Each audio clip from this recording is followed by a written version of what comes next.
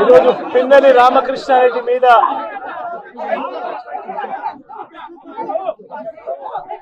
తన మీద ఏకంగా 307 అంటే అటెంప్ట్ టు మర్డర్ లాంటి కేసులు పెట్టి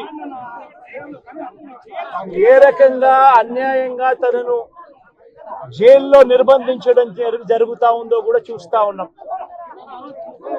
ఈరోజు రాష్ట్ర వ్యాప్తంగా కూడా ఇదే కార్యక్రమాలు జరుగుతా ఉన్నాయి. రాష్ట్ర వ్యాప్తంగా కూడా కేవలం తెలుగుదేశం పార్టీకి చంద్రబాబు నాయుడు గారికి ఓటు వేయలేదు అన్న ఒకే ఒక కారణంతో ఏకంగా ఆస్తులను ధ్వంసం చేస్తా ఉన్నారు, దొంగ కేసులు పెడతా ఉన్నారు.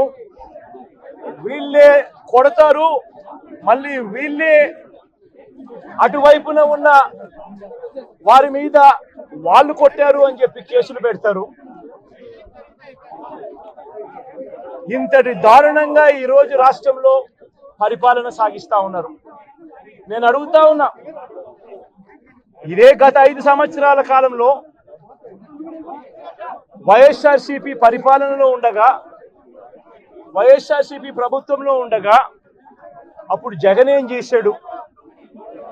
కులం చూడలేదు, మతం చూడలేదు, ప్రాంతం చూడలేదు, చివరికి ఏ పార్టీకి ఓటు వేశారన్నది కూడా చూడకుండా ప్రతి పథకము ప్రతి మనిషి కూడా అర్హత అన్నది మాత్రమే ప్రామాణికంగా తీసుకొని ప్రతి ఇంటికి డోర్ డెలివరీ చేసిన ప్రభుత్వం వైఎస్ఆర్సీపీ ప్రభుత్వందైతే, జగన్మోహన్ రెడ్డి ప్రభుత్వందైతే ఈరోజు కేవలం తెలుగుదేశం పార్టీకి ఓటు వేయలేదని, కేవలం చంద్రబాబు నాయుడు గారికి ఓటు వేయలేదని, కేవలం ఓటు వేయలేదన్న ఒక్క కారణంతో ఆస్తులు ధ్వంసం చేస్తా ఉన్నారు, మనుషులను కొడతా ఉన్నారు, కొట్టి మరి కేసులు పెడతా ఉన్నారు.